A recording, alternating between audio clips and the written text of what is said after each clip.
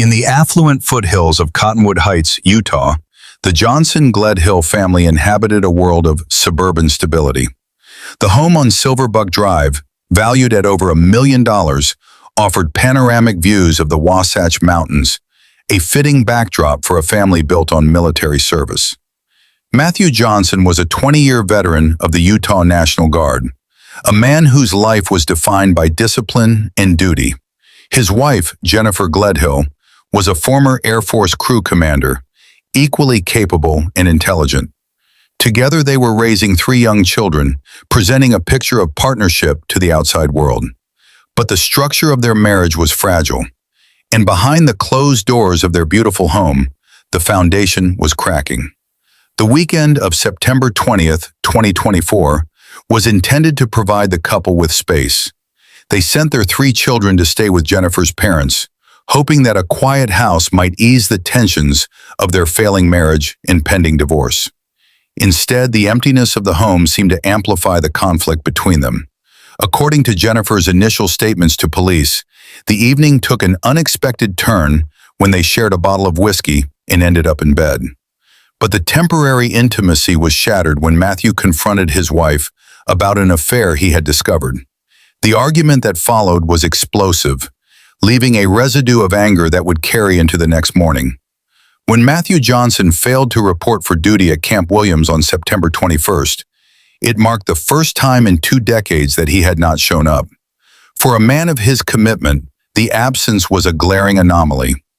2 days later, Jennifer Gledhill walked into the police station to report her husband missing, claiming he had stormed out after their fight and never returned. The discovery of Matthew's red pickup truck, abandoned and locked just miles from the family home, deepened the mystery. There were no signs of struggle, no damage to the vehicle, just a man who had seemingly vanished into thin air, leaving his life behind. The break in the case came not from forensic evidence, but from a confession delivered in secret. Jennifer's lover, the man with whom she had been having an affair, walked into the police department terrified by what he knew. He told detectives that Jennifer had arrived at his house days after the disappearance, bearing bruises on her body. When he asked what had happened, she admitted to shooting Matthew in the head while he slept on a mattress in their bedroom.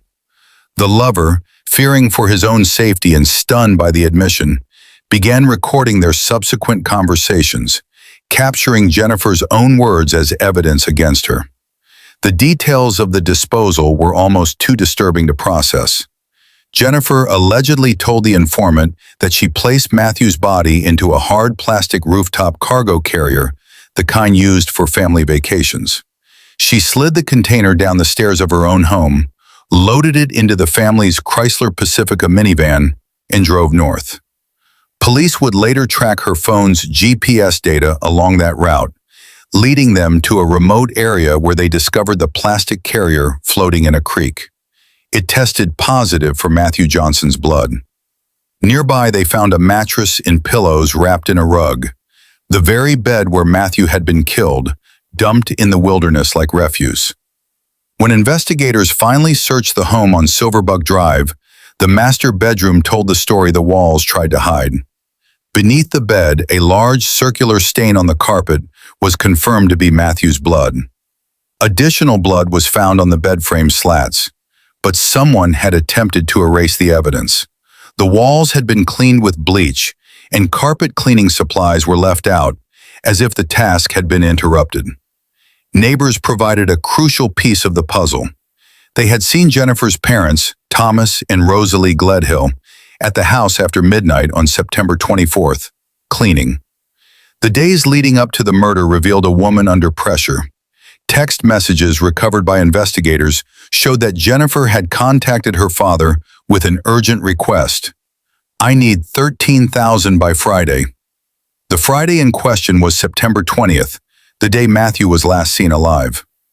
2 days before that message, Thomas Gledhill had sent his daughter $1,000 via Venmo. Prosecutors have not disclosed the purpose of the requested funds, but the timing places Jennifer in a state of financial desperation immediately before the killing. The recorded conversations between Jennifer and her lover exposed a chilling mindset. In one exchange, she allegedly referred to Matthew by saying, "He wasn't a person anymore."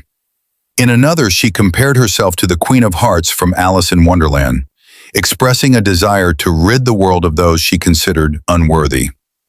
These statements painted a portrait of a woman who had not only committed murder, but had rationalized it to herself as a form of judgment.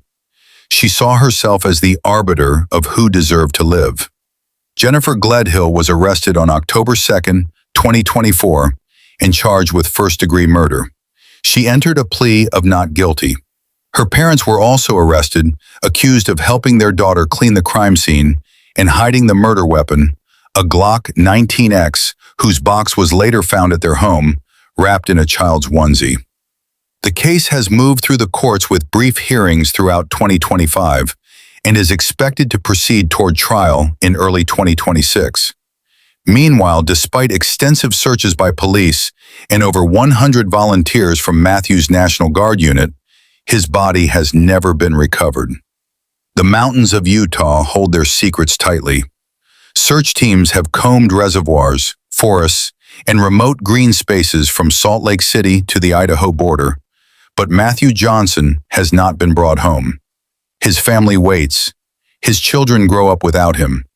And Jennifer Gledhill sits in a jail cell, awaiting trial for a crime she allegedly described in her own words. The case is a reminder that the most dangerous threats do not always come from strangers in the dark. Sometimes they come from the person lying next to you in bed. Thank you very much for watching. If you enjoy true crime stories like this, make sure you subscribe and turn on the notification bell so you don't miss the next case.